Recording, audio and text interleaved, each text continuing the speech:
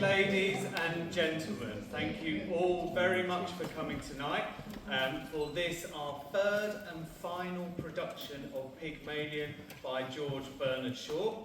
My name is Nathan Pearce and I'm the co-director of this piece and production along with Rob Smith. And it's great to see so many of you here tonight. We are sold out tonight, so we're absolutely delighted. There are a couple of empty seats, people have found their way here, but we are sold out, which is really great, which really demonstrates to me that local community theatre is alive and buzzing in Catford and Forest Hill. So thank you very much. Before we get started, I'm going to do the boring practical bit. There are no fire alarms in George Bernard Shaw's play of Pygmalion, so if you hear one, please go out of those doors, or if it's safe to do so, the ones at the back. And please also, everybody switch off your mobile phones, especially any notifications or annoying buzzing sounds. And if you're not sure, please check now. So, on to the play. Pygmalion is one of those rare kind of plays that make you think, laugh and cringe, and often all at the same time. It asks us some very difficult questions sometimes about how we treat each other. So questions about class, gender, identity and the voice as well. And these questions haven't lost any of their bite since George Bernard Shaw wrote them back in 1913. Now, Rob and I have had enormous fun putting on this production and managing the rehearsals over the last couple of months. It's been a brilliant mix of chaos, community spirit and creativity, and we're really proud of what this cast and crew have achieved. We are all amateurs, from the cast to the front of house to the crew, and we all do this because we love it, and I'm sure that is going to come through in the production that you will see tonight. So, with no further ado, thank you very much for being here and supporting the St George's Players. Now sit back and relax. The year is 1913. It's a rainy Friday evening in London, Covent Garden.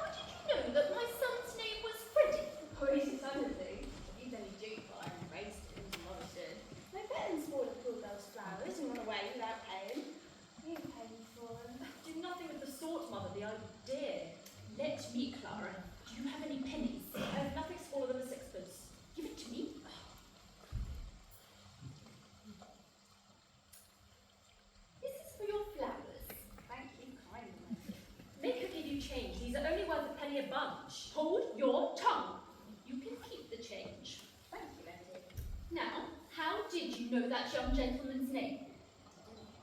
Well, I heard you call him by it. Don't deceive me. Who's trying to deceive you? Called Freddie or Charlie? Same to myself, seems to be a stranger and wish to be pleasant. Sixpence thrown away.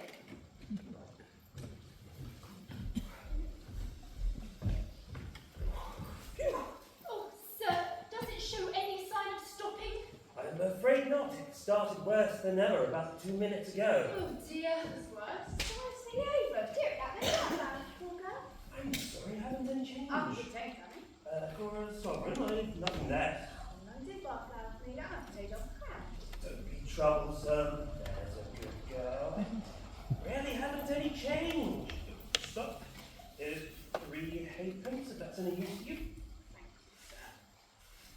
you be careful. Give him a flower for it. There's a bloke behind taking down every blessed word you're saying. I'm a lover and my sweet gentleman. I like sell flowers by people's curd. There. Thanks for going serve me. I never spoke to you after asking about flowers. There. Who's hurting you, silly girl? What do you take me for? Sir, don't let him know charge again. He don't means to me. They'll take away my character and drive me on the streets to be a gentleman. It's all right. He's a gentleman. Just look at his boots. Sorry, sir. She thought you were a copper's nark. What's a copper's nark? Well, it's a copper's nark. What else would you call it? It's a sort of informant. Take my Bible, I never said a word. Shut up. Do I look like a policeman? What did you take down my words for? You just showed me what you broke at me. That's all right. I can't read that. I can. Cheer up, Captain, and buy a flower for Porter. Oh, cool, Camel, sir. Don't let him charge again me for a word like that. Charge? I make no charge. Really, sir. If you are a detective, you need not begin protecting me. Anybody can see that the girl meant no harm. Taking down people's words. He wants promotion, he does. He ain't no tech. He's just a blooming busybody, I tell you. Look at his boots. And how are all your people down at Selby? Who told you my people were from Chelsea? Never you mind, they're dead. Oh, how did you come to be so far east? You were born in Listen Grove. Oh, let him my leaving this and go. That's fit for a pig to live in. Live where you like, stop that noise. Come. He can't touch you. You have a right to live where you please. Girl, I am. Do you know where I come from? Hoxton. Well, who said I didn't? Blimey! Of course he ain't. What right do you want to talk to people like that as if you know them? Treat us like what dirt under your feet. You speak to a gentleman like that. Yeah, tell him where he come from if you want to go fortune telling. Cheltenham, Harrow, Cambridge, and India. Quite right. How do you do it, if I may ask? Phonetics, the science of speech. Gentleman, he ain't. In film, cool girl. What on earth is Freddie doing? I shall get pneumonia if I stay out in this draft any longer. Earl's Court. Would you please keep your impertinent remarks to yourself? Sorry, did I say that out loud? Excuse me. Oh, your mother's, Epsom, unmistakably. Oh, how curious! I was brought up in large lady farm. Excuse me. Right, to take my character. My character's saying to me as any ladies. I don't know if you noticed it, but the rain stopped about 2 minutes ago. So it has. Why didn't you say so before? I'm wasting our time listening to your silliness. I know where you come from. You come from Hanwell. Go back there. Hanwell. Oh, thank you, teacher. So long. Ho, ho, ho. Well, it is quite clear now, Clara. We will have to walk to the motor bus. Oh, how tiresome. Cool girl. I'd not prefer to live without being worrying, chivvied. How do you do it exactly, if I may ask? Phonetics, the science of speech, that's my profession. Also my hobby. I can place any man within 6 miles. I can place him in London within 2 miles, sometimes within 2 streets. Never mind his own business, Lily, cool girl. But is there a living in that? Oh yes, quite a fat one. Men begin in Kentish Town with £80 a year. They end up in Park Lane with 100,000. They want to drop Kentish Town, but they give themselves away every time they open their mouths. Now, I can teach them. Never mind his own business. Woman, cease this detestable boo-hooing, or else seek the shelter of some other place. Like to be a Fräulein, same as you. A woman who utters such depressing and disgusting sounds has no right to be anywhere, no right to live. Remember, you're a human being with a soul and the divine gift of articulate speech. Your native language is the language of Shakespeare and Milton and the Bible. Don't just sit there crooning like a bilious pigeon. Heavens, what a noise. You see this creature with her curbstone English, the English that will keep her in the gutter till the end of her days. Well, sir, in 3 months I could pass her off as a Duchess at a high society party. I could even get her a job as a ladies' maid or shop assistant. That's the sort of thing I do for commercial millionaires. I am myself a student of Indian dialects. Do you know Colonel Pickering, the author of Spoken Sanskrit? I am Colonel Pickering. How are you? Henry Higgins, author of Higgins' Universal Alphabet. I came from India to meet you. I was going to India to meet you, eventually. Where do you live? Oh, 27A Wimpole Street. Come and see me tomorrow. I'm at the Carlton. Come with me now. Let's enjoy the supper. Oh, right you are, yes. Oh, do you buy a flower for me, kind gentleman? I'm short for my lodging. I rarely haven't any change, I'm sorry. Lie, you said you could change half a crown. You will be something else, you are. They are blooming basket sixpence.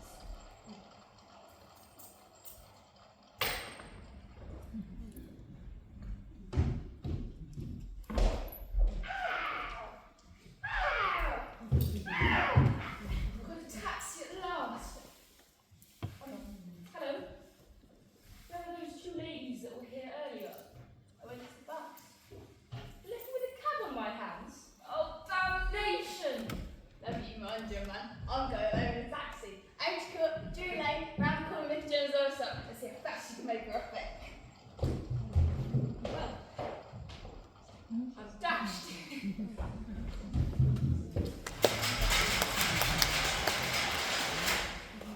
Well, I think that's the whole show. It's really amazing. I haven't taken half of it in, you know. Well, that's fine. Presently, you'll find there are, yes. Would you like me to go over any of it again? No, thank you. Not now. I'm quite done up for this morning. Tired of listening to sounds? It's a fearful strain. I rather fancy myself because I can pronounce 24 distinct vowel sounds. But your 130 beat me. I can't hear a bit of difference between most of them. That's just practice. But presently you'll find they're all as different as A from B. Ah, Mrs. Pierce, what is it? There's a young woman to see you, sir. A young woman. What does she want? Oh, well, sir, she says you'll be glad when you know what she's come about. She's quite common, sir. I should have turned her away, only I thought perhaps you might want her to talk into one of your machines. You see such queer people sometimes. Has she an interesting accent? Oh, something dreadful, sir, really. Show her up, Mrs. Pierce. Very well, then. That's rather a stroke of luck. I'll show you how we make records. I can get her on the gramophone and you can turn her on as often as you like with a written transcript before you. Here's the young woman, sir. Oh, no, that's no good. No. This is the young girl I jotted down last night. I have no need of your listen grove lingo. Be off with you. Don't be so saucy. You ain't know what I come for yet. You tell him I come in a taxi. Nonsense, girl. What do you think a gentleman like Mr. Higgins cares what you came in? Oh, we are proud. We ain't well given lessons. I didn't say so. My money's not good enough. I can go elsewhere. Good enough for what? Good enough for you. Come to our lessons I have and take them too. Well, what do you expect I would say to that? Good gentleman, I think you might ask him to sit down. Pickering, should we ask this baggage to sit down or should we throw her out of the window? I won't be on baggage, no offer to pay, like a lady. What is it you want, my girl? I want to work in a flower shop, instead of selling them. Corner of Tottenham Court Road, he said to teach me. How could you be such a foolish, ignorant girl as to think you could afford to pay Mr. Higgins? Oh, I know what lessons cost. How much? Thought you'd come up when you saw a chance to get in a bit of what you chucked to me back at the snipe back. You'd have to drop out in the ass. Sit down. You make such a compliment of it. Sit down! Sit down, girl. Do as you're told. Won't you sit down? Don't mind if I do. What is your name? Nice little. How much do you propose to pay me for the lessons? Well, no, it's right. Even friend of mine gets French lessons from a real French gentleman. 18 pence an hour. You wouldn't have the face to ask me to say to teach them your own language. So, won't give more than a shilling. Take it or leave it. You know, Pickering, if you consider a shilling as a percentage of this girl's income, it works out as fully 60 or 70 guineas from a millionaire. How so? Well, a millionaire earns about £150 a day. She earns about half a crown. It's so tiny. She offers me 2/5 of her day's income for a lesson. 2/5 of a millionaire's income is about £60. By George, this is the biggest offer I've ever had. £60? Hold your tongue. But Don't worry, nobody's going to touch your money. Somebody's going to touch you with a broomstick if you don't stop snivelling. Feed my father. If I decide to take you on, I'll be worse than two fathers to you. Here. What's this for? To wipe your eyes. To wipe any part of your face that feels moist. Remember, that's your handkerchief and that's your sleeve. Don't confuse one with the other if you want to be a lady in a shop. Oh, it's no use talking to her like that, sir. She doesn't understand you. give that back. It's me, not you. He did. I think it must be regarded as her property, Mrs. Pierce. Serves you right, Mr. Higgins. Higgins, I'm interested. What about one of the society balls in the autumn? I'll say you're the greatest teacher alive if you make that good. I'll bet you all the expenses of the experiment, you can't do it. And I'll pay for the lessons. Oh, you're rude. Thank you. It's almost irresistible. She's so deliciously low. So horribly dirty. Hey, it was my face hand before I come to this. You're certainly not going to turn her head with flattery, Higgins. Don't say that, sir. There's more than one way of turning a girl's head. And nobody does it better than Mr. Higgins here. Though he may not always need it. What is life if not a series of inspired follies? The difficulty is to find them to do. Never miss a chance. Yeah, I shall make a duchess of this draggle-tailed gutter snipe. In 6 months, in 3, if she has a quick ear, I'll take her anywhere and pass her off as anything. Yeah, we start today, at this instant. Take her away and clean her, Mrs. Pierce. Is there a good fire in the kitchen? Well, yes, but Right, take off all her clothes and burn them. Bring her Whiteley's or someone for some new one. Wrap her up in brown paper until they arrive. Hello, gentlemen, you ain't speak such things. We'll have none of your listen bro prudery here, young woman. You've got to learn how to behave like a duchess. Take her away, Mrs. Pierce. If she gives you any trouble, wallop her. No, please, Will. but I've no place to put her. Put her in the dustbin. Oh, come, Higgins. Sir, you must be reasonable. You can't walk over everybody like this. I walk over everybody. My dear Mrs. Pierce, my dear Colonel Pickering, I have no intention of walking over everybody. All I propose is that we are kind to this poor girl, that we prepare her and fit her for her new station in life. Well, did you ever hear anything like that, sir? Never, Mrs. Pierce, never. Mr. Higgins, sir, you can't just take up a girl like that as if you were picking up a pebble on the beach. Why not? You don't know anything about her. She might be married. There, as the girl very properly says, God. Eliza, by the time I finish with you, the streets will be strewn with the bodies of men shooting themselves for your sake. Nonsense, sir. You mustn't talk to her like that. Going away from his chunky ears. Oh, I'm mad, am I? Oh, very well. You needn't order the new clothes for her, Mrs. Pierce. Throw her out. You see now what becomes of you being so saucy. Come on, this way, please.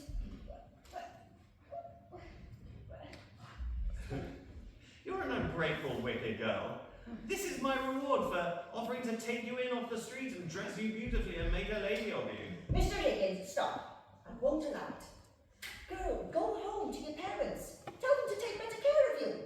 Oh my god, my parents. They told me I was big enough to cat myself and turn me out. But what about your mother? Oh my god, my mother turned me out.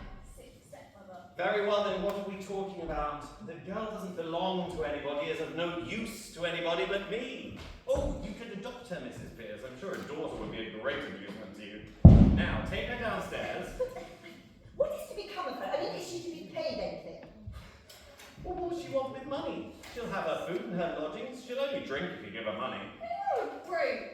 Never saw a sign of her on me. Does it occur to you, Higgins, that the girl has some feelings? Oh. No, I don't think so. Well, none that we need to worry about, have you, Liza? Got my feelings, same as anyone else. See the difficulty. Eh? What's difficulty? To get her to talk grammar. I mean, the mere pronunciation is easy enough. I don't want to talk about her, I want to talk like a lady. Mr. Higgins, sir, please keep to the point. On what terms is the girl to be here? And what the gutter. That's her own business, not yours, Mr. Higgins. Well, when I finish my teaching, we can throw her back into the gutter and it will be her own business again. There's no feeling out in here. I'm going. Have some chocolates, Eliza. How do I know what might be in them? I've heard girls from Jugba like you. Pledge of faith, Eliza. I'll eat one half. And you eat the other half. You shall have boxes of them, barrels of them every day. You shall live on them, eh?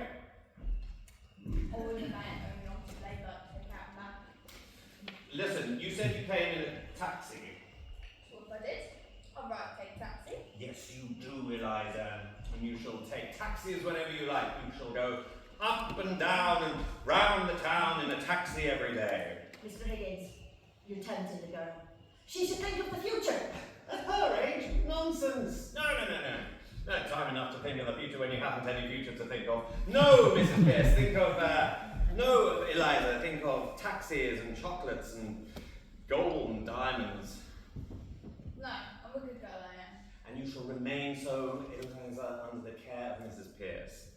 You shall marry an officer in the guards with a beautiful mustache, the son of a marquis, who will disinherit him for marrying you, but will relent when he sees your beauty and goodness. Excuse me, Higgins. Mrs. Pierce is quite right. This girl is to put herself in your hand for 6 months. She must understand thoroughly what she's doing. How? She's incapable of understanding anything. Besides, do any of us understand what we're doing? And if we did, would we even do it? Very clever, Higgins, but not sound sense, Miss Doolittle. There, that's all you'll get out of Eliza. No use explaining. You're a military man, you ought to understand that. No. Give her orders, that's what she wants. Eliza! You are to live here for 6 months, learning how to speak beautifully like a lady in a shop. If you're good and do all as you ask, you shall sleep in a proper bedroom and have lots of food and money for taxis and chocolates. If you're naughty and idle, you will sleep in the back kitchen among the black beetles, and Mrs. Pierce will wallop you with a broomstick. At the end of 6 months, you'll be taken in a carriage to Buckingham Palace, beautifully dressed. If the king finds out you're not a lady, you will be taken to the Tower of London, where your head will be cut off as a warning to other presumptuous flower girls. If you're not found out, you shall start life with a gift of 7 and 6pence, and you will then be a lady. If you refuse this offer, you will be a most wicked and ungrateful girl, and the angels will weep for you. You satisfied, Mr. Pierce? Can I get any more plain Colonel Pickering? Sir, you better let me speak to the girl properly in private. Of course you don't mean her any harm, but once you get interested in people's accents, you never think or care what may happen to them, or you. Come with me, Eliza. Thank you, Mrs. Pierce. Bundle her off to the bathroom. I wouldn't come here if I know what I was doing. I wouldn't need it. Not if I'm having choked off. If I know what I was getting for, I won't. Excuse the straight question, Higgins. Are you a man of good character where women are concerned? Have you ever met a man of good character where women are concerned? Yes, very frequently. Well, I haven't. I find the moment that I let a woman make friends with me, she becomes jealous, exacting, suspicious, and a damn nuisance. I find the moment that I let myself become friends with a woman, I become selfish and tyrannical. Women upset everything. So here I am, a confirmed old bachelor and likely to remain so. Come, Higgins. I shall feel responsible for that girl. I hope it's understood that no advantage is to be taken of her position. What? That thing? Oh, sacred, I assure you. I've taught scores of American millionairesses how to speak, the best looking women in the world. They might as well be blocks of wood. I might as well be a block of wood. Is it all right, Mrs. Pierce? I just wish to trouble you with a word, if I may, Mr. Higgins.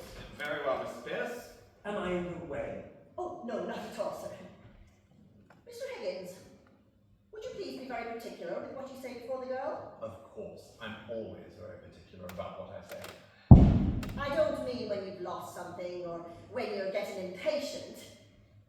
You not swear before the girl. I swear, I never swear. I detest the habit. What the devil do you mean? That's exactly what I mean, sir. I don't mind your grabbing in your glassing and what the devil and who the devil and where. Really, Mrs. Pierce, this is language from your lips.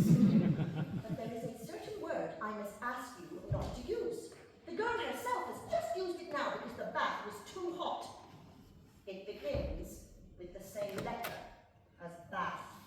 I cannot charge myself with ever having uttered it, Mrs. Pierce, except in a moment of extreme and justifiable excitement. Why, only this morning you applied it to your boots, the butter, and the brown bread. Mere alliteration, Mrs. Pierce, natural to a poet. But whatever you call it, she probably learned it from her parents' knee, so I beg you not to let her hear you repeat it. Very well, Mrs. Pierce, very well, Mrs. Pierce. Is that all? No, sir. Might I ask you not to come downstairs to breakfast in your dressing gown? Or at any rate, use it as a napkin, sir.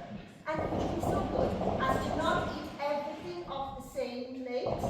And to remember to put the porridge saucepan on the clean tablecloth. I may do these things in absence of mind, but surely I don't do them habitually. I hope I haven't offended you, Mr. Higgins. Not at all, Mrs. Pierce. I will be very particular around the girl. Is that all? No, sir. Might I ask that she could use those Japanese dresses that you got from abroad, because I really can't put her back in her old things. Anything you like. Is that all? Oh, thank you, sir. Yes, that's all. You know, Pickering, that woman has the most extraordinary ideas about me. Here I am, shy, diffident sort of chap. Yet she's firmly convinced I'm some sort of overbearing, bossing kind of person. I really can't allow for it. Please, sir. The trouble's beginning already. There's a dustman downstairs. Alfred Doolittle says you have his daughter here. Say, Send the blackguard up. Very well, sir. you may not be a blackguard, Higgins. Of course he's a blackguard. Whether he is or not, I'm afraid we shall have some trouble with him. If there's any trouble to be had, he shall have it with me, not I with him. And we're sure to learn something useful from him. About the girl? No, I mean his dialect. Oh, Doolittle, sir. Which of you is Professor Higgins? Here, good morning. Morning, Governor.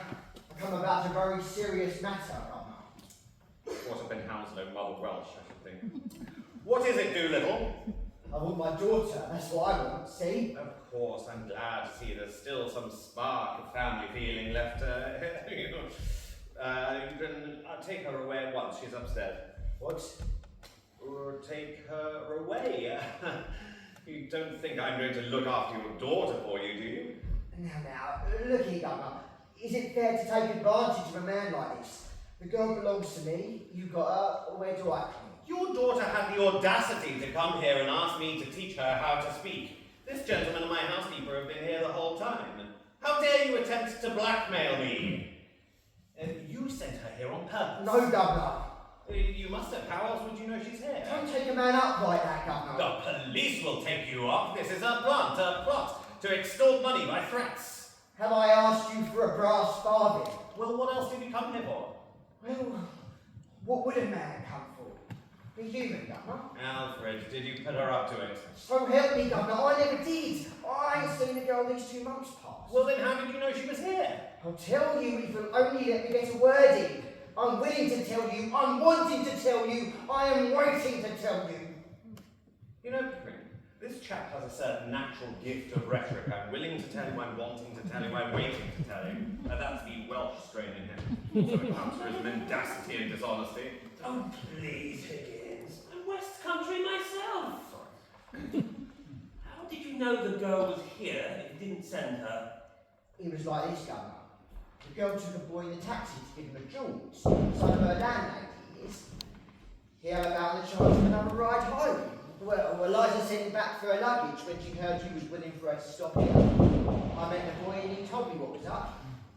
What was my duty as a father? I said to the boy, you go to fetch your luggage, I said. Why not go for it yourself? That lady wouldn't trust me, Governor. She's that kind of woman. I gave her a penny to bring her luggage here, just to oblige you like and make myself agreeable. How much luggage? Musical instrument, governor, a few pictures, trifle of jewellery.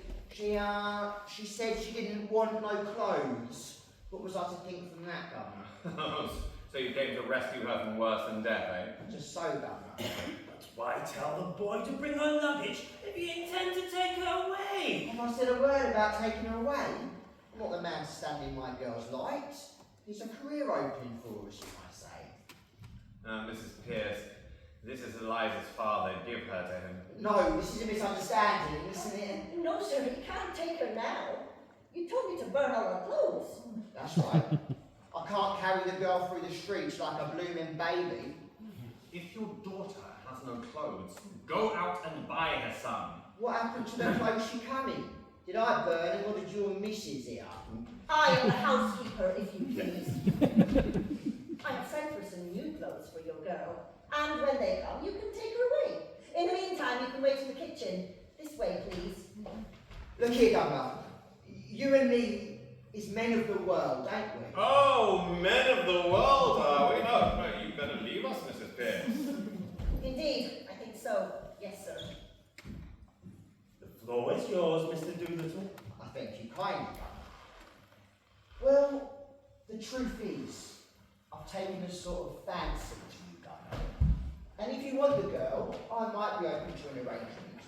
Regarding the life of a young woman, she is a fine, handsome girl. As a daughter, she's not worth her keep. And so I tell you straight. All I ask is my rights as a father.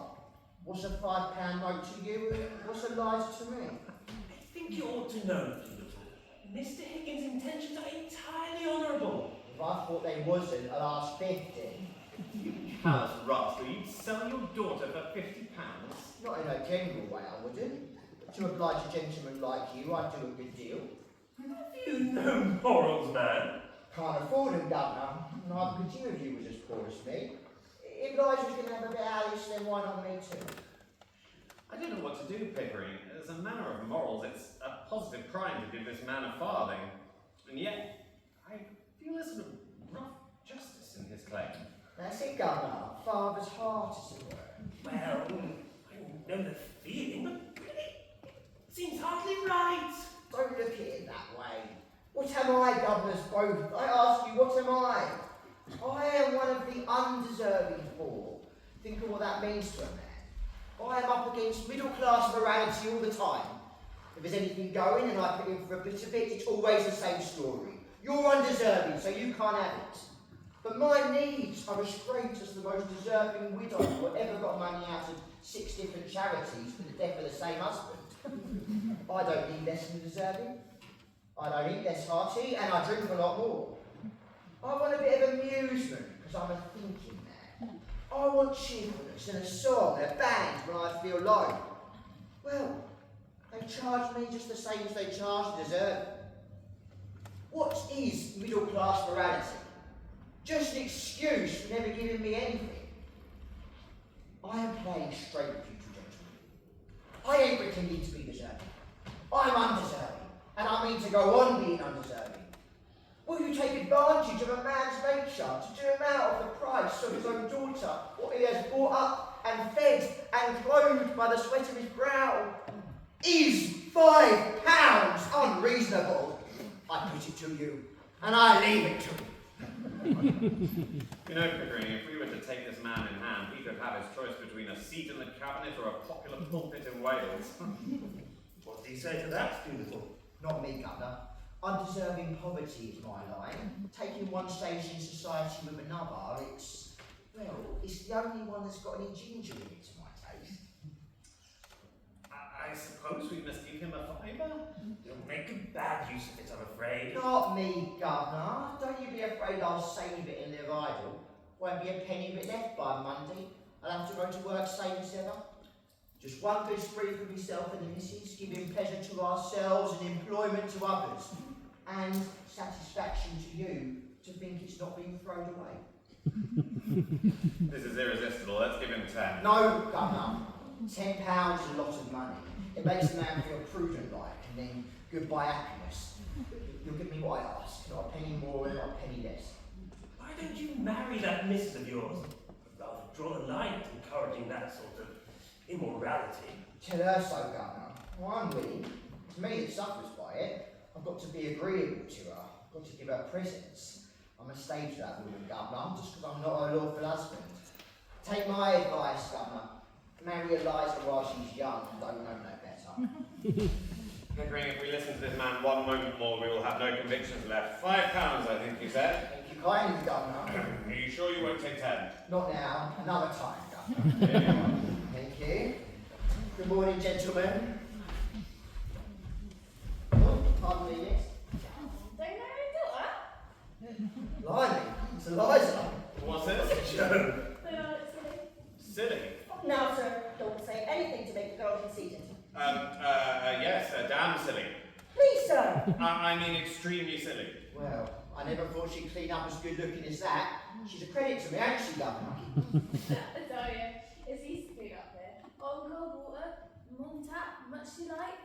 Soft woolen brushes, screw yourself with big woolly towels. Now all the ladies are so clean, which is true for them. I'm sure it was like me. Well, I'm glad the bathroom met with your approval. It didn't, not all of it. Miss Pierce knows. What was wrong, Mrs. Piss? Nothing, sir. I laughed mine to break it. By the towel over it did. Over what? Over the looking glass, sir. Doolittle, you have brought your daughter up too strictly. Me? I never bore her up at all. Except to give her a nick in the strap now and then. She ain't accustomed to it, you see, that's all. But she'll soon pick up your free and easy ways. Well, I've got no free and easy ways. Good girl I am. Eliza, if you say again that you're a good girl, I will give you to your father. No, all it come for is touch you up for a bit of money to get drunk on. Well, what else would I want money for?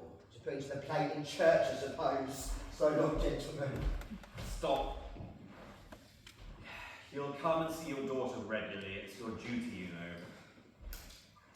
And as for your talks with your missus, my brother is a clergyman. He can help in your talks with her. Certainly, Governor. Only not just this week, because I have a job at a distance. But later on, you may depend on me. Good morning, gentlemen. You won't see him again in a hurry, but bulldog and the clergyman. I don't want to, Eliza. Do you? No, not me. He's a disgrace to me, he is. Sexy rubbish, so working his trade. What is his trade, Eliza? Tilting money out of other people's pockets into his own. His real trade is masonry, and he works it. Sometimes. Yes, sometimes. And you can call him Miss Doolittle. I beg your pardon, Miss Doolittle. It was a slip of the tongue. Don't mind, only it's so genteel. I should like to take a taxi. Call a topical road, tell it to wait for me. Just put the girls in their place a bit. I would speak to them like. Better wait till we get you something really fashionable. Besides, you shouldn't cut your old friends out now you've risen in the world. That's what we call snobbery. They could like them, my friends. They've taken it out of me. Often enough. Need to get a bit of mine back. But if I'm touching really fashionable, oh wait. Mrs. Pierce says you can give me something to wear at night. What's different to what I wear in the daytime? Do you think it's a waste of interesting to show? Now, Eliza, your new things have come for you to try on. Oh, don't rush about like that, girl. Pickering, you've taken on a stiff job. Higgins, we have.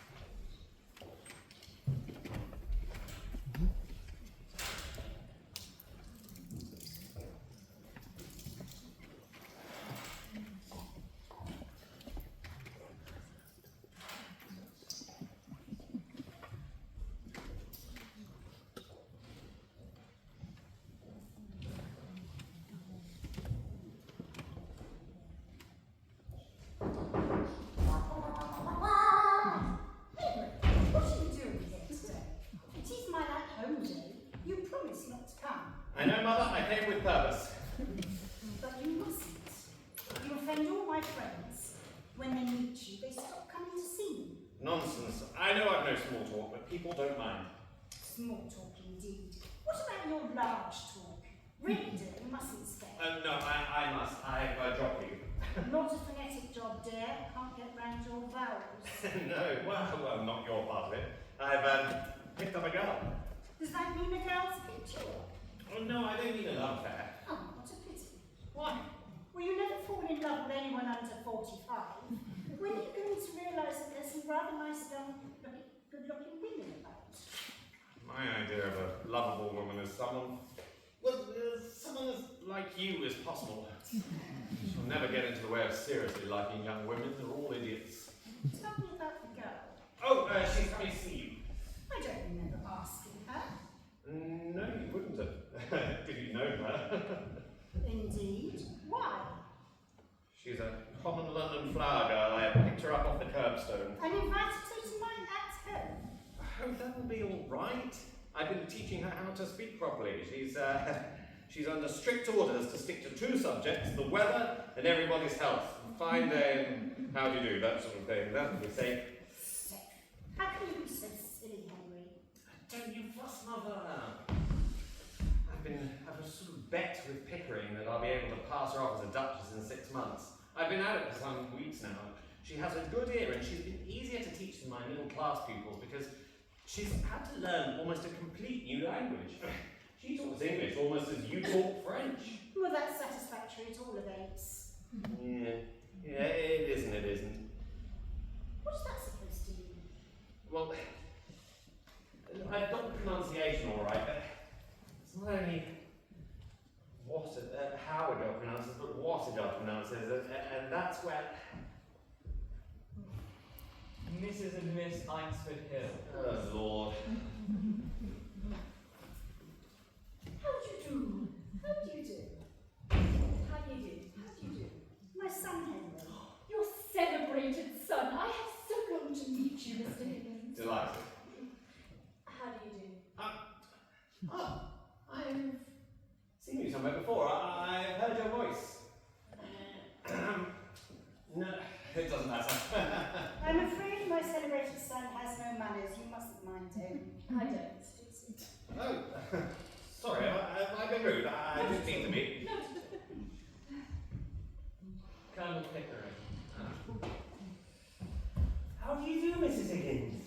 How do you do? So glad you've come. Do you know Mrs. Ainsford Hill? Miss Ainsford Hill? Has Henry told you what we've come for? We were interrupted, damn it. Henry, please. Are we in the way? No, you couldn't have come more fortunately. Yeah, by I'd like George. you to meet a friend of ours. Yeah, you'll do as well as anybody else, by George. Mr. Eynsford Hill. Oh, Lord in heaven, another of them. How do you do? Colonel Pickering. How do you do? I don't think you've met my son, Professor Higgins. How do you do? I'll take my oath I've heard you before.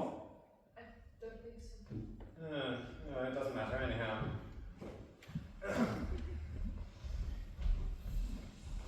What the devil are we going to talk about till Eliza gets here? Henry, you are the life and soul of the Royal Society's soirees. You really are rather trying when it comes to more common expectations. Am I? I suppose I am. Very sorry. I sympathise. I haven't any small talk. If people don't be frank and say what they really think. Oh, Lord forbid. Oh, but why? Oh, well, what people think they ought to think is bad enough, but what people really think would break up the whole show. I mean, do you think it would be agreeable if I was to say what I really think? Is it so very cynical? Cynical? No. I mean, it wouldn't be decent. You surely don't mean that, Professor Higgins. You see, we're all savages, more or less. We're supposed to know all about art and poetry and philosophy and science, but how many of us even know the meaning of these words? Or of manners, Henry. Miss Doolittle. Ah, here she is, Mother. How do you do? How do you do? Professor Higgins told me I might come. Quite right. I'm so very pleased to see you. How do you do, Miss Doolittle? Colonel Pickering, is it not? I'm not sure we've met before, Mr. Doolittle. I recognise your eyes. How do you do? My daughter Clara. How do you do?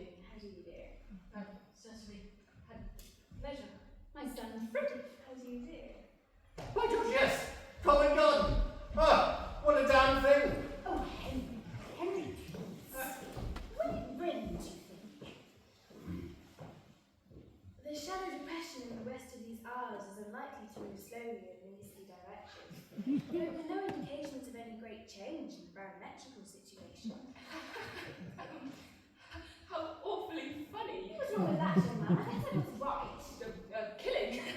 Well, I do hope it doesn't turn cold. Influenza runs through my family every spring. Well, I died of influenza, so they said. It's my belief to dumb the old woman in. Dumb her in? Yes, Lord love you.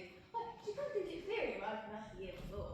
They all thought she was dead, but my father kept laying gin down her throat. She came to, so sudden she bit the bowl off the spoon. Oh dear! What call would a woman with that strength have to die of influenza? And what can come of her new straw hat? What should have come to me? Somebody pinched it, and what I say is, them as pinched it, dumb her in.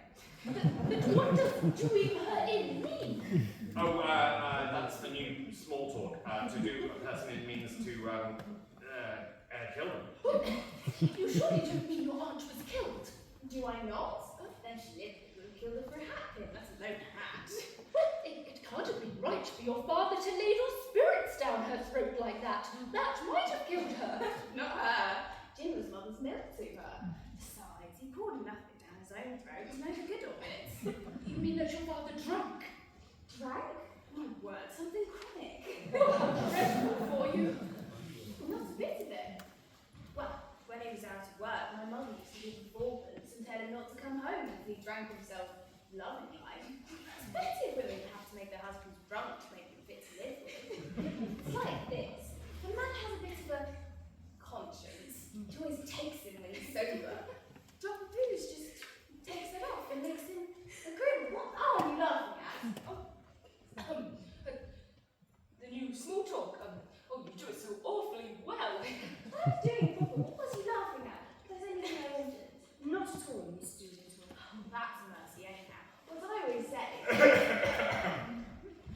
Well, I must be going. So pleased to have met you all. Goodbye.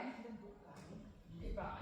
Bye. You are walking through the park, Miss Doolittle. So walk. Not bloody lightly. I really can't get used to these new ways. It's all right, Mamma. People think we never go anywhere if we're so old-fashioned. Well, I dare say I am old-fashioned. I've got used to you calling men rotters and everything filthy and ghastly, but this last expression is really too much.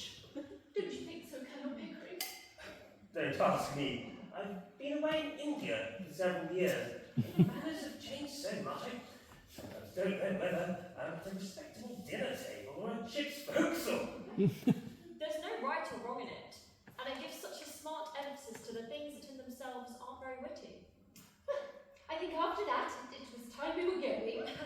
Oh yes, we still have 3 act homes to go to still. Goodbye, Mrs. Higgins. Goodbye, Colonel Pickering. Goodbye, Professor Higgins. Goodbye. Oh, be sure to try on that new small talk at the 3 at-homes. Yeah, pitching and strong. I will. Goodbye. Such nonsense, all this early Victorian prudery. Such damn nonsense. Such bloody nonsense.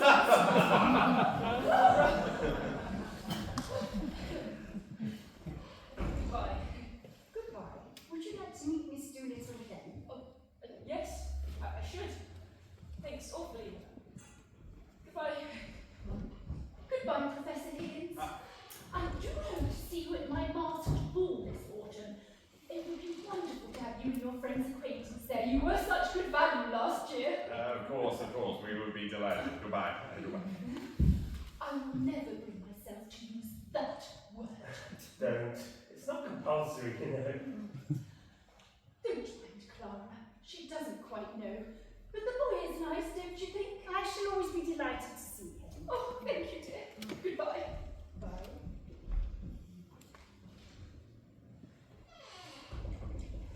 Well, is Eliza presentable? You silly boy. Of course not. She's attracted to your art and of her dressmaker, but she gives herself away in every sentence she utters. But don't you think something might be done to eliminate the sanguinary element from her conversation? Not as long as she's in Henry's hands. Oh, you mean to say that my language isn't proper? No, dearest, it would be quite proper. On a canal barge. Well, I must say, Come, Higgins, you must learn to know yourself. suppose I don't always talk like a bishop. Colonel Pickering, can you tell me the live there with Henry. We work together at an Indian dialect. It's more convenient. Quite so. But where does this girl live? With us, of course. On what terms? Is she a servant? If not, what is she? She's useful. Knows where all my things are and keeps my appointments and so forth. How does your housekeeper get on with her? Oh, well, she's jolly glad to have so much taken off her hands. She does have a silly bee in her bonnet about Eliza. She does keep saying, "You don't think so?" Yes, that's the end of every conversation about Eliza. As if I ever stopped thinking about the girl, watching her lips and her teeth and her tongue. Not to mention her soul, which is the quaintest of the lot. Well, you are a pretty pair of babies playing with your live doll. Playing? The hardest job I ever took on.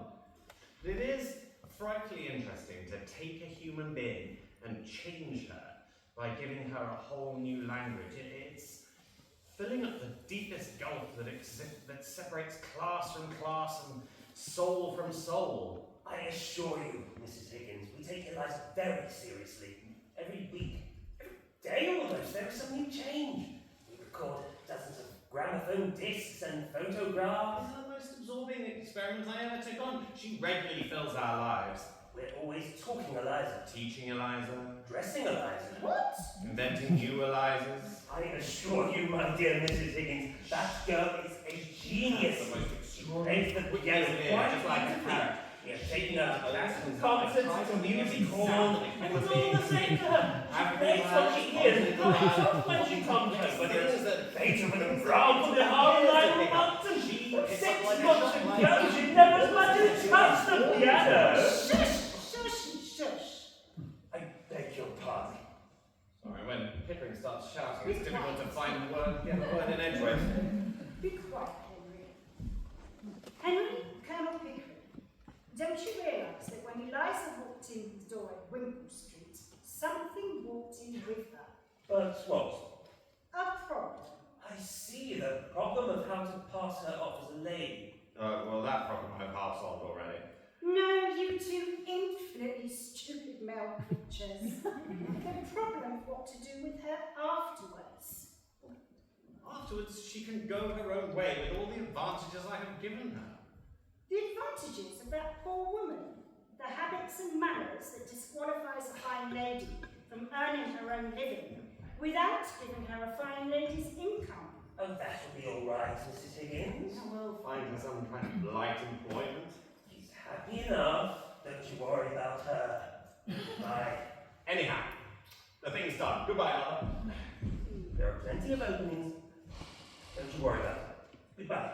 Let's take Eliza to the Shakespeare exhibit at Earl's Court. Yes, let's. Her remarks will be delicious. She'll mimic all the people for us when we get home. Ripping. Ah. Men.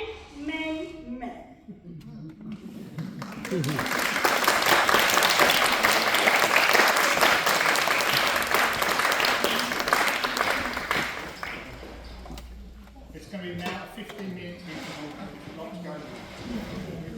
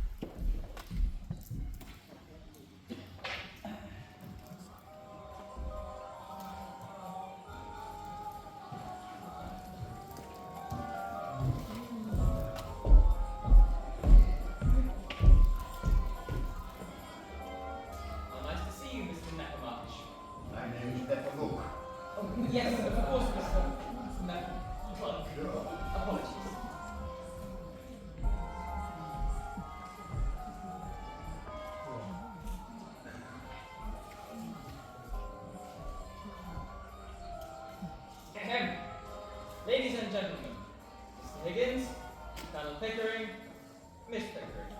Maestro! Maestro! You remember me? No, I don't. Who the devil are you? I'm your pupil. I'm your first and great pupil. I am the little monk, a marvelous boy. I made your name famous throughout Europe. Did you connect it? You cannot forget me. Yes. Well, never mind. I didn't recognize you. Why don't you shave? Maestro, I have not your imposing appearance, your chin, your brow. Nobody noticed me when I shave. Now I'm famous. They call me HD. And what are you doing here among all these swells? I am an interpreter. I am indispensable at this international party. I speak 32 languages. You are a great cockney specialist. You place any man in London the moment he opens his mouth. I place any man in the whole of Europe. Sir, you are wanted upstairs. The hostess cannot understand the Greek gentleman. Immediately.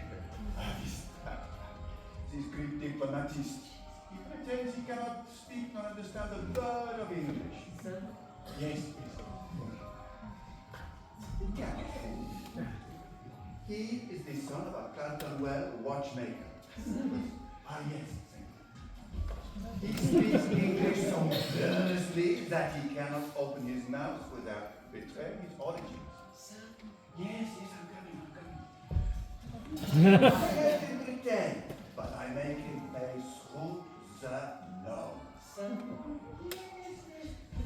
I'm excellent. Is this fellow barely an expert? Did he find out Eliza blackmail her? We shall see. If he finds her out, I lose my bet.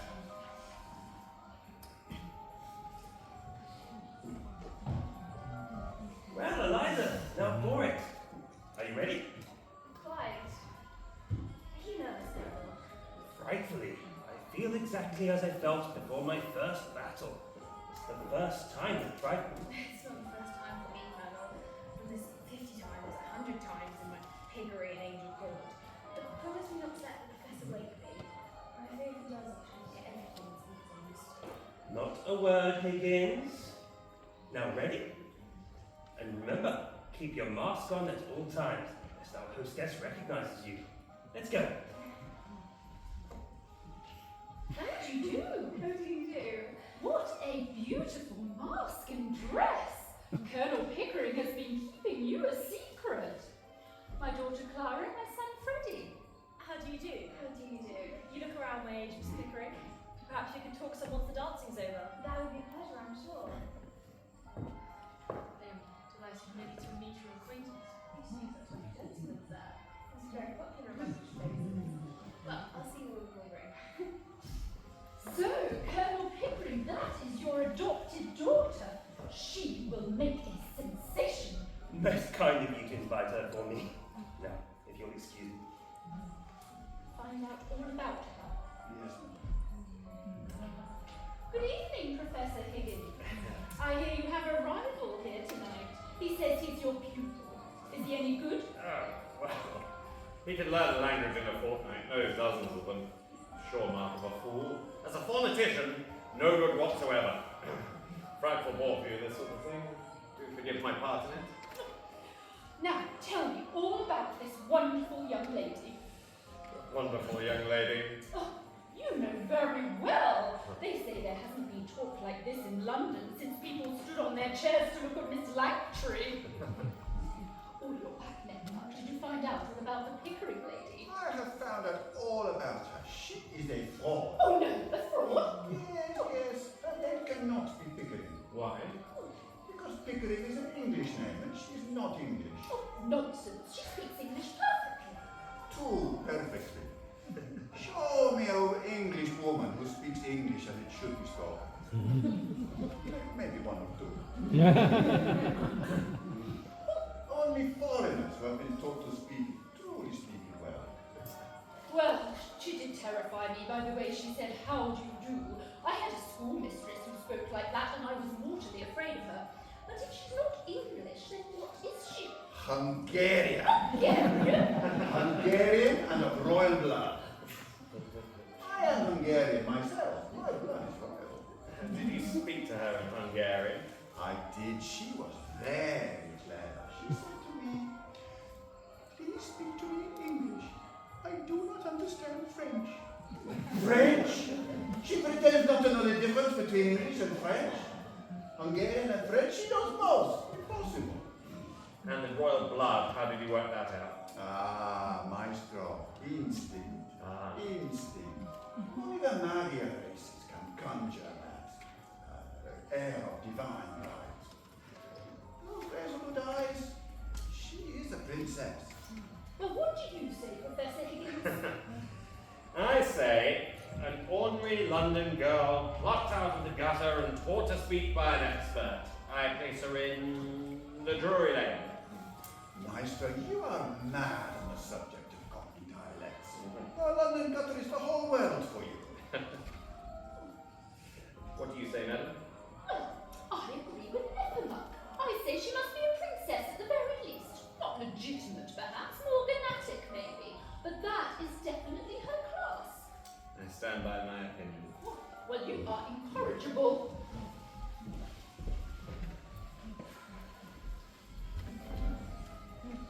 Where is Eliza? We must keep an eye on her.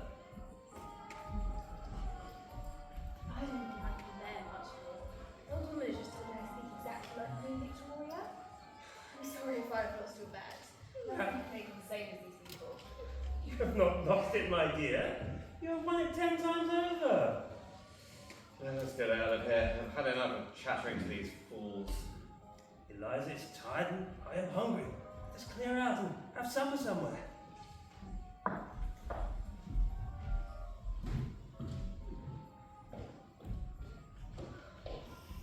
What a crush it is now. I completely lost sight of Miss Pickering. There is more to her than they are letting on. All eyes were drawn to her. Mask or no mask, I would know her anywhere. That voice. It's Miss Doolittle. Freddie, lower your voice. You have the whole room turning around. Surely it can't be. It is. I would wager anything. And to think, I once knocked her basket of flowers into the gutter. And now, well, she outshines them all.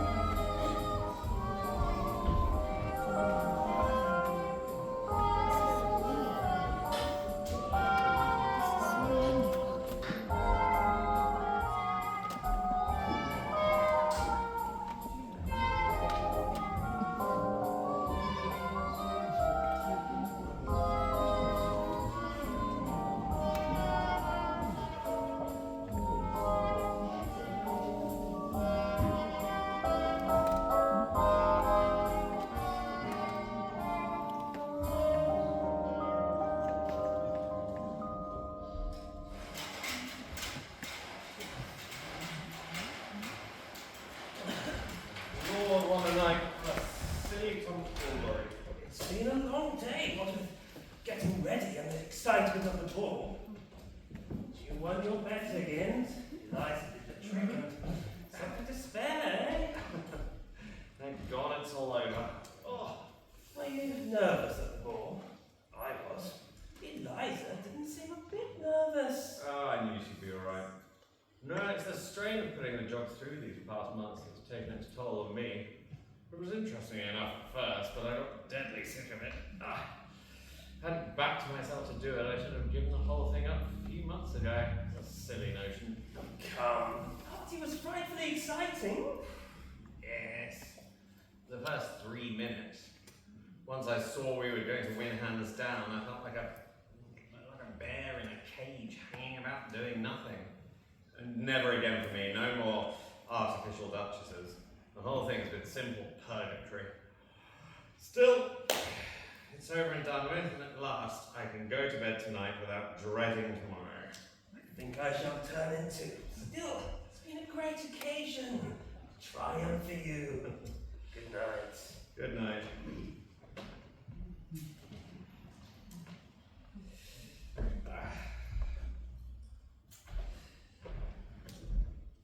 Turn off the lights before you go to bed, Eliza.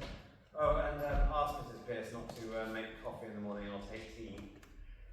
Oh, where the devil did I put my slippers? There, your slippers. There. What's wrong? What's the matter? Nothing's wrong with you. I've won your bet for you, haven't I? I don't matter, I suppose. You've won my bet, presumptuous insect. I've won it. What did you throw those slippers at me for? Because I wanted to smash your face in, you selfish brute! Why didn't you leave me in the gutter? Thank God it's all over and you can throw me back there. The creature is nervous after all. Would you? Claws in, you cat! How dare you show your temper to me? What's to become of me? Well, how the devil do I know what's to become of you? What does it matter what becomes of you? I know you don't care. I'm nothing to you, not so much as them slippers. Those slippers! Those slippers. I didn't think it made any difference now. Look, why have you begun going on like this? May I ask whether you complain of your treatment in this house? No. Has anybody behaved badly to you? Colonel Pickering, Mrs. Pierce? No. I presume you don't pretend that I have treated you badly. No. Glad to hear it. Perhaps you're tired after the strain of the day. Would you like a glass of champagne? No. Thank you. This has been coming on you for some days now. I suppose it was natural to be anxious about the ball, but that's all over. Nothing more to worry about. Nothing more for you to worry about. I wish I was dead. Oh God! Why? Listen, Eliza, all this irritation is purely subjective. I don't understand. I'm too ignorant. It's only imagination. Nobody's hurting you, silly girl. Go up to bed and sleep it off. Have a little cry and say your prayers. That'll make you comfortable. I heard your prayers. Thank God it's all over. Well, don't you thank God it's all over? Now you're free to go and do whatever you like. What have you left me fit for? Where am I to go? What am I to do? Oh, that's what's worrying you, is it? Oh, I shouldn't worry. You'll settle yourself somewhere sooner rather than later. I hadn't quite realised you were going away. You may marry, you know. Most men are the marrying sort, poor devils. And you're, well, not bad looking. It's a pleasure to look at you sometimes. I dare say my mother could find some chap or other who... We were above that at the corner of Tottenham Court Road. What do you mean? I saw flowers, only sell myself. Now you've been lady with me, I'm not fit to sell anything else. Tosh, Eliza, you needn't marry the fellow if you don't like him.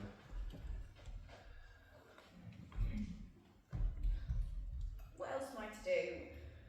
Lots of things. What about your idea of a florist shop? Pickering's got lots of money, he could set you up in it. Come on, yeah, you'll be alright. I must off to bed, I'm devilish sleepy. By the way, I came in here looking for something. Your slippers. Oh, yes, that's right. Yeah, you shied them at me. Before we go, sir, Hey? do my clothes belong to me or to Colonel Pickering? What the devil used to take me to Pickering?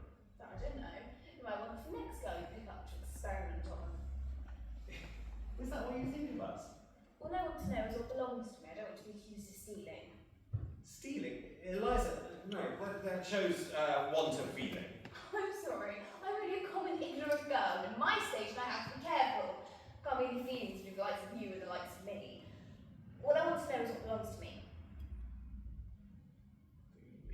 take the whole house full if you like. Except the jewels, they're hard. Will that satisfy you? Stop. Take these to your room. I still don't run the risk of them being missing.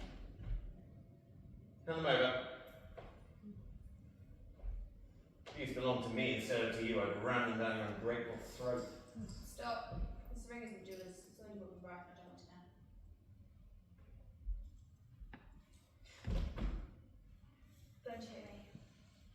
Hit you? How dare you accuse me of hit? You have hit me! You have wounded me to the heart! Good. Glad. It would have been my own back anyhow. I have lost my temper. I prefer to say nothing else tonight. I'm going to bed. You better tell Mrs. Pierce about the coffee. She won't talk to me.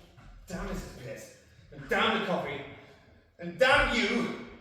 And damn my folly for having lavished my hard-earned knowledge and the treasure of my intimacy in the garden on a heartless, gaseous night.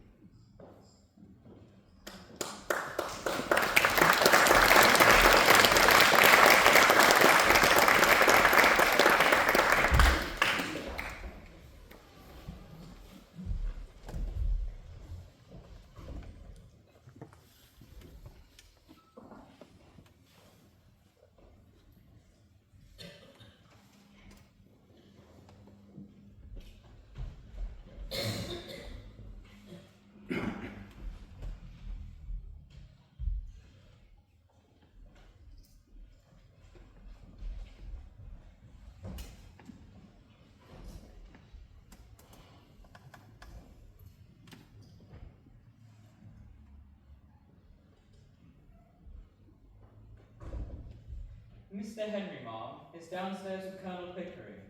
Well, show him up. They're on the telephone, ma'am. Telephoning to the police, I think. What? Mr. Henry's in a bit of a state, ma'am. I thought I'd better let you know. If Mr. Henry wasn't in a state, it would be more surprising. Tell them to come upstairs when they finish with the police. I suppose he's lost something. Yes, ma'am. Go upstairs and tell Miss Doolittle that they are here. Ask her not to come down until I send for her. Yes, ma'am. Okay, Mother. There's a damn thing. Yes, dear. Good morning. What is it? Eliza Bolton. Well, you must have frightened her. Nonsense. I left her last night to go to turn out the lights and whatever, and instead of going to bed, she changed her clothes and went off. She came back for things before 7 a.m. this morning, and now all Mrs. Pierce that happened without telling me a word. What am I to do? Do without, I'm afraid, Henry. The girl has a perfect right to leave. But I can't find anything. I don't know what my appointments are. Good morning, Mrs. Higgins. Has Henry told you? What is that asking an inspector say? You don't tell me you've set the police on Eliza. Well, of course. What else are the police for? The inspector made a lot of difficulty. I don't really think he suspected us of some improper purpose. Well, of course. You treat the girl as if she was a thief or a lost umbrella. Really? Yeah, but we want to find her. Yes, Mrs. Higgins. What were we to do? You have no more sense than two children. Why?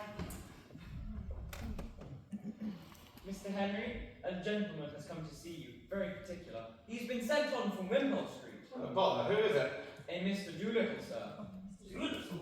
There's a dustman? No, sir, a gentleman. George Pickett, some genteel relative of hers that she's gone to. Send him up quick. Yes, sir. Genteel relatives. Now we shall hear everything. Do you know any of her people? Only her father, the fellow we told you about. Mr. Doolittle. See here! Do you see this? You've done this! Done what, man? This, I tell you! Look at this hat! Look at this coat! Has Eliza been buying you clothes? Eliza, why would she buy me clothes? Good morning, Mr. Doolittle. Asking your pardon, ma'am, I am that full of what has happened to me that I can't think of anything else. What the dickens has happened to you?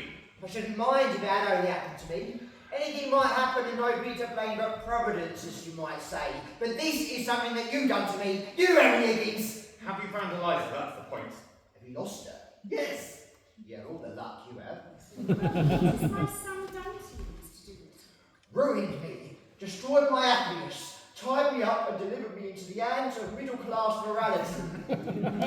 You're drunk, you're mad. I gave you £5 months ago and I've never seen you since. Oh, mad am I?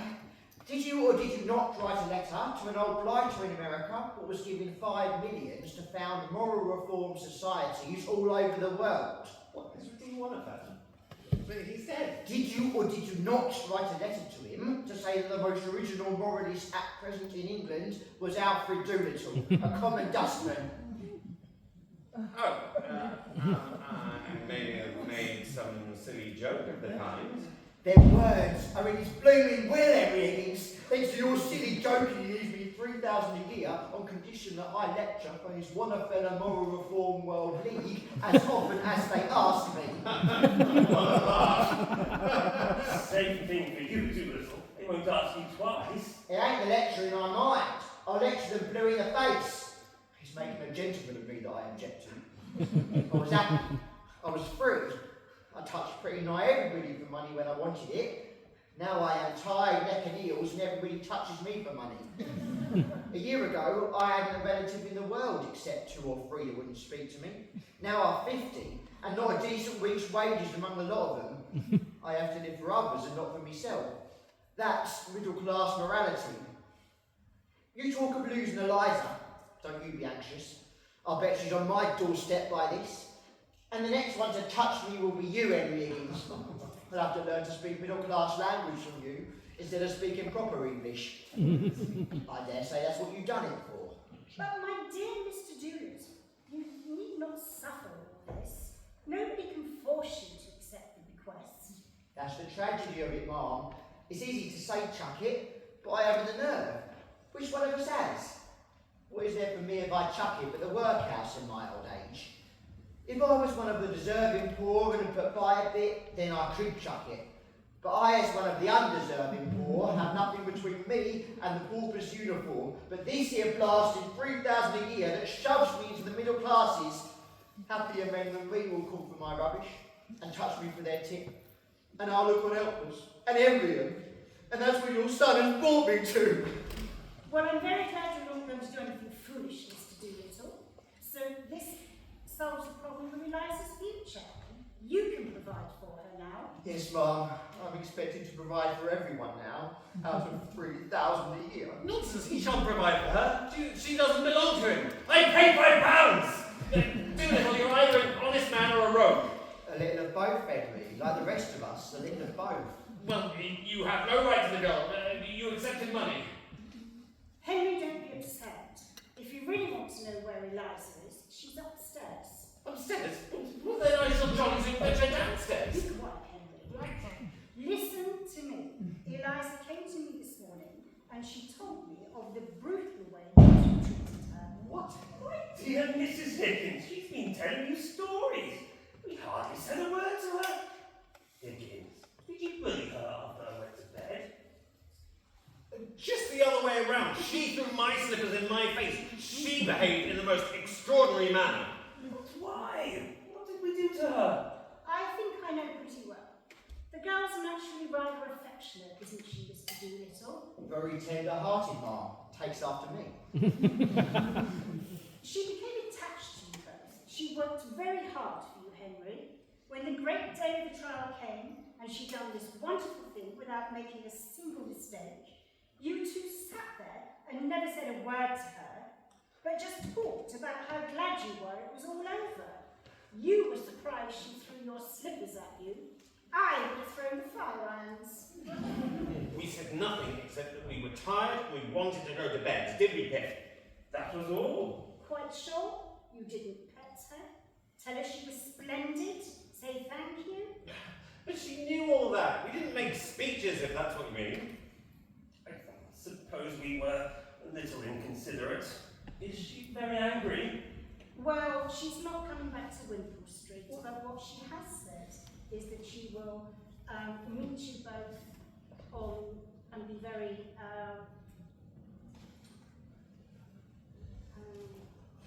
Well, if She's planning to meet on friendly terms. Oh, honestly. Well, if you behave yourself, Henry, Oh, I yeah. will ask her to come down. Oh, yeah, very well. Pig, you behave yourself. Let's put on our best Sunday manners for this creature that we picked out of the mud! Now, Henry, have some consideration for my feelings as a middle-class man. Ask Miss Doolittle to come down, please. Yes, Mum. Mr. Doolittle, would you be so good as to step out onto the balcony? I don't want Eliza to have the shock of your news until she's made up with these two gentlemen. As you wish, lady. Anything to help Henry to keep her off my hands. Now, Henry, be good. I am behaving myself perfectly. He's doing his best, Mrs. Higgins.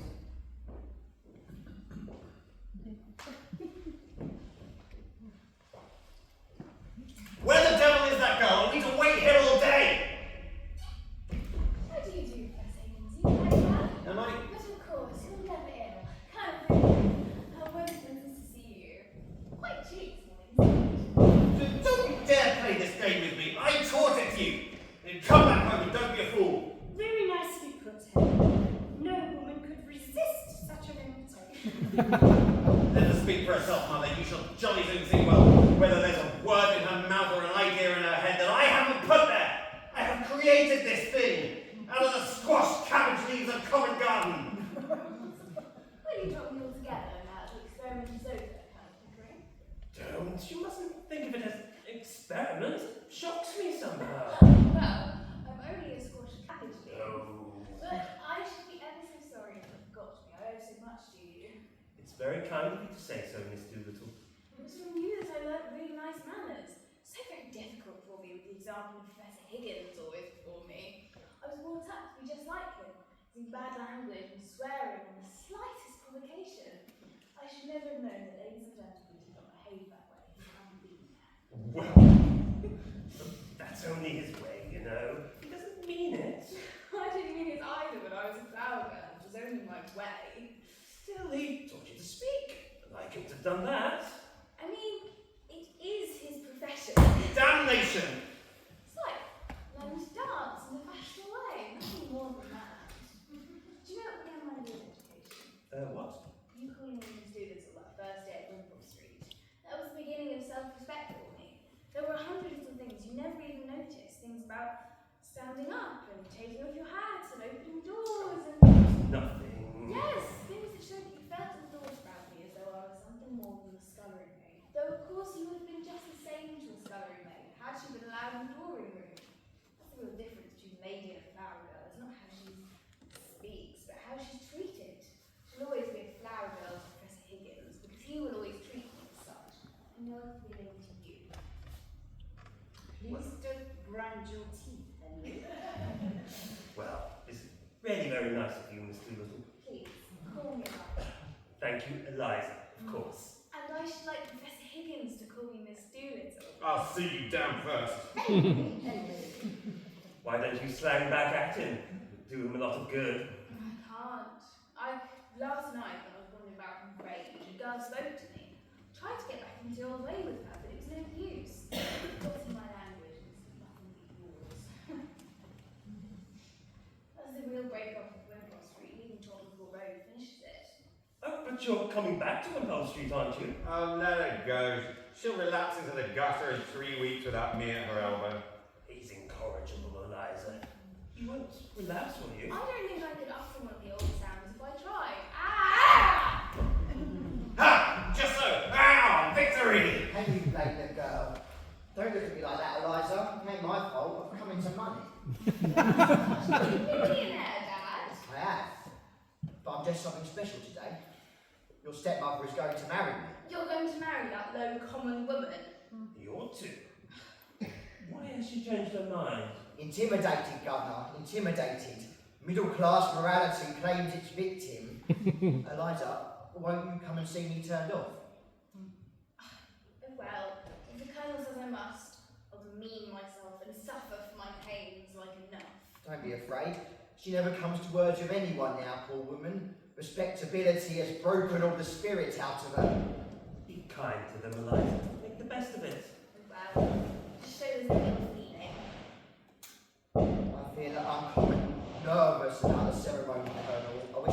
to church and see me through it? With pleasure, as far as a bachelor can. May I come, Mr. Doolittle? I should be very sorry to miss your wedding. I should indeed be honoured, ma'am. My poor old woman would take it as a tremendous compliment. She's been very low thinking about the happy days that I wore. Well, I want to the carriage and go and get ready. I shan't be more than 10 minutes. Eliza, you can come with me and go on the print and go to the bridegroom. Bridegroom, what a word. It makes a man realise his position somehow. Before I go, Eliza, you can forgive him and back to us. I don't think Papa's ever good yet. Oh, they paid you off very cunning, Eliza, them two sportsmen. It was artful of you, Colonel, but I bear no malice. I've been the victim of one woman after another all my life, and I don't grudge you two getting the better of Eliza. I shan't interfere. It's time we were going. So long, Henry. See you at St. George's, Eliza. You stay with us, Eliza.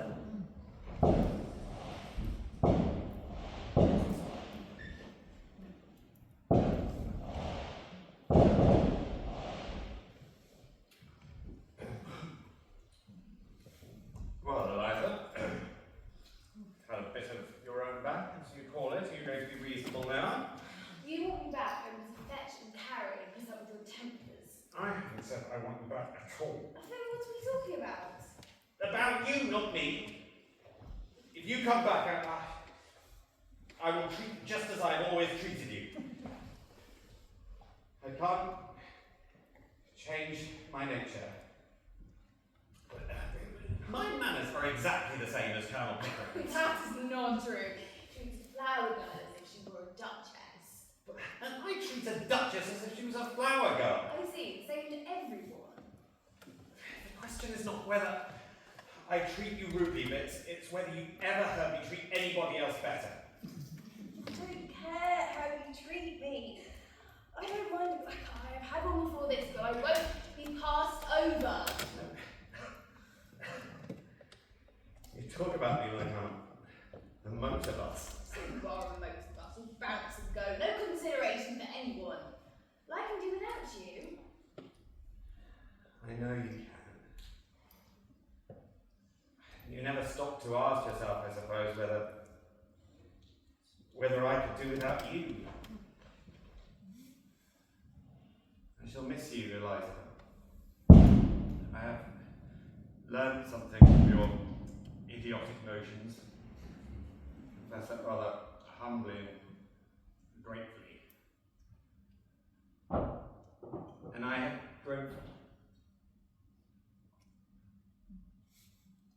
I've grown accustomed to your voice and face. I like them rather. Well, you have them in your photographs and on your records. You can turn a machine on it anytime you like. It's got no feelings to hurt. I can't turn your soul on, Eliza. You can take away the voice and the face. They're not you. You are a brute. You can twist the heart of a girl as easy as someone twists her arms to hurt her. I don't care for anyone who doesn't care for me. Commercial principles, Eliza. I don't and I won't trade in affection. You call me a brute because you can buy a claim on me by fetching my slippers and finding my spectacles. You're a fool. I think a woman fetching a man's slippers to be a disgusting sight. I think a good deal more of you for throwing them in my face. No use slaving them in and saying you want to be cared for. Who cares for a slave? No. If you come back for the sake of good fellowship. So that's all you'll get. Understand that I go my way and I do my work without caring tuppence what happens to either of us. So you may come back or go to the devil, whichever you please. What am I to come back for? For the fun of it. That's why I took you on. And you may throw me out tomorrow if I don't do everything you wish me to. Yes, and you may walk out tomorrow if I don't do everything you And wish. sell flowers or live with my stepmother. I'll adopt you as my daughter and settle money on you if you like. Or would you rather, marry Pickering? I wouldn't marry you if you asked me to, and don't you think it? I've always had chaps enough wanting me that way. Freddie Hill writes them twice and 3 times a day. Sheep and sheep. Damn his impudence. He has a right to if he likes. He does love me. You have no right to encourage her. Every girl has a right to be loved. What, by fools like that? Maybe he'd make me happier than my betters, who bully me and don't want me. In short, you want me to be as infatuated about you as Freddie, is that it? No! That's the sort of feeling I want from you. I want some kindness. I know I'm a common ignorant girl, you book-learned gentleman, but I'm not turned under your feet. What I done was I did. It was not for the dresses and the taxis, because I came to care for you. I want someone to make love to me, but more friendly, like. Well, that's just how I feel. And how Pickering feels. Eliza, you're a fool. That's not a proper answer to give me. It's all you'll get until you stop being a common idiot. If you want to be a lady, you're going to have to give up feeling neglected every time a man doesn't spend half his time snivelling over you and the other half giving you a black eye. If you can't stand my sort of life, go back to the gutter. Work until you're more brute than human being and cuddle and squabble and drink till you fall asleep. It's a fine life, the life of the gutter. It's real, warm, violent, feel it through the thickest skin. You find me cold, selfish, unfeeling. Well, very well. Go back to the sort of people you like. Marry some sentimental hog with a lot of money and a thick pair of lips to kiss you with and a thick pair of boots to kick you with. Can't appreciate what you've got, you better get what you can appreciate. You know I couldn't marry a low common man. You insult me by pretending I could. You know I have no real friends in the world apart from you and the Colonel. You would think I must go back because I have nowhere else to go. Don't you think you have me under your feet? I'll marry Freddie, I will. As soon as he's able to support me. Rubbish. You'll marry the Governor General of India or somebody who wants a deputy queen. I won't have my masterpiece thrown away on Freddie. You think I like you to say that? But we coax around as or a puppy. If I can't have kindness, I'll have independence. Independence? That's middle-class blasphemy. Well, we are all dependent, every soul of us on earth.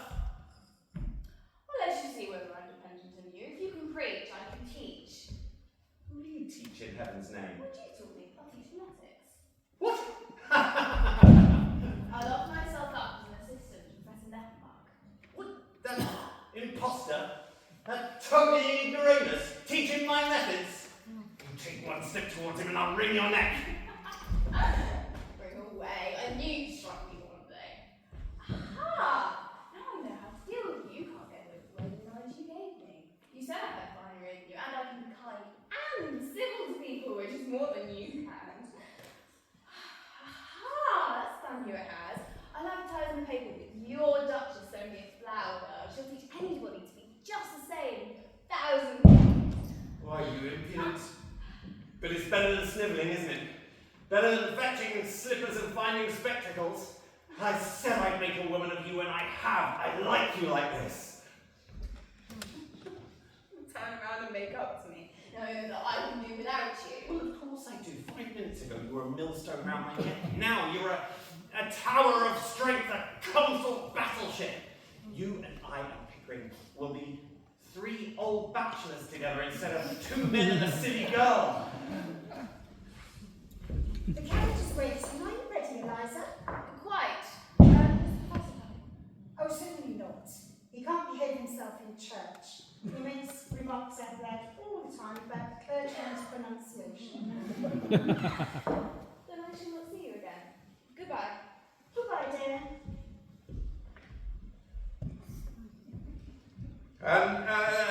Eliza, order me a Stilton cheese and a ham. Buy me a new pair of reindeer gloves and a tie to match my new suit. Buy them yourself. I'm afraid you spoiled that girl, Henry. Never mind. I will buy the time gloves. Never be my mother. She'll buy 'em right enough.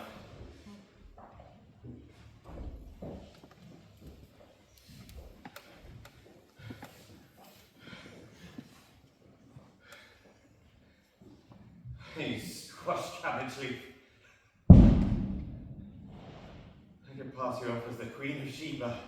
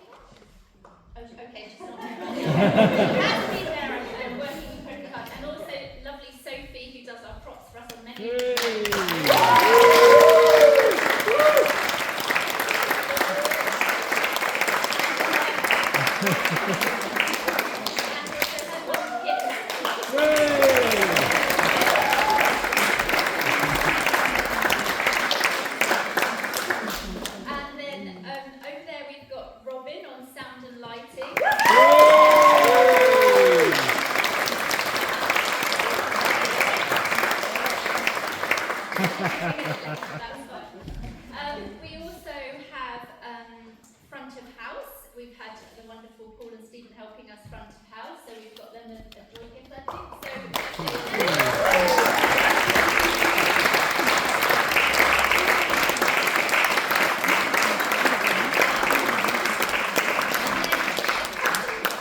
couple of people who are absolutely crucial to getting this stage up, which is a real feat, and it just comes out that cupboard. I mean, it's in a sliding cupboard and it gets built and it's so we've got Steve, who's really hands-on all through set build, and also the designer of everything is Ian, who is just fantastic.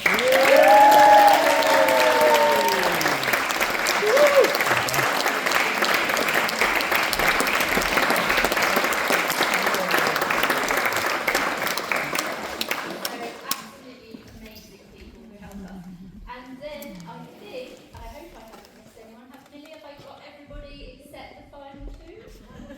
Okay, so obviously the final two people are the directors. So we've had the pleasure of Nathan and Rob directing us. They've been really fantastic at the job, but they've also been really supportive and sort of picked us up along the way. So we'd like, and I'm sure they'll want to say a few words as well. So come up and get your gifts, guys.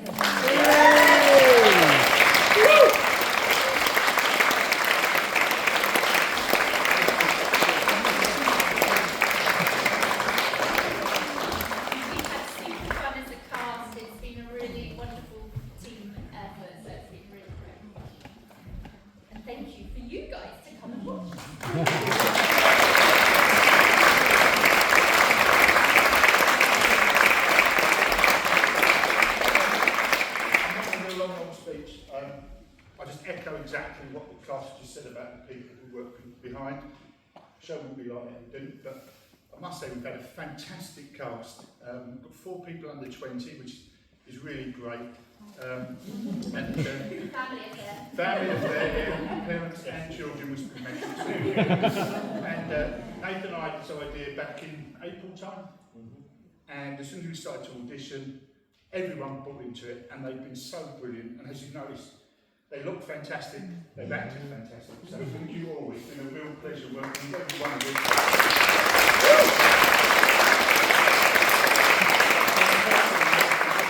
I've worked with Nathan as director, we've worked together in plays as actors, but I've had a ball, it's been a blast, we've had such fun. We've had lots of issues which are out of our control. Fireworks. But yeah, we've had a great time, so thank you very much. Thanks. Thank you to all of you for coming along and supporting the group. Particularly, I know there's quite a lot of family members of the cast in here and putting up with the cast over the last couple of months. A big thank you to you as well.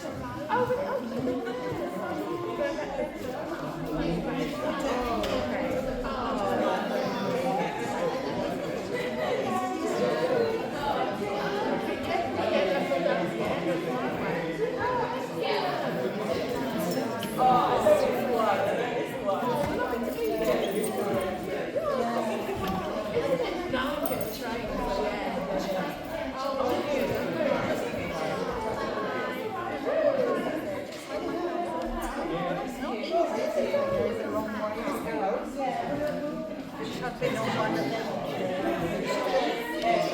them.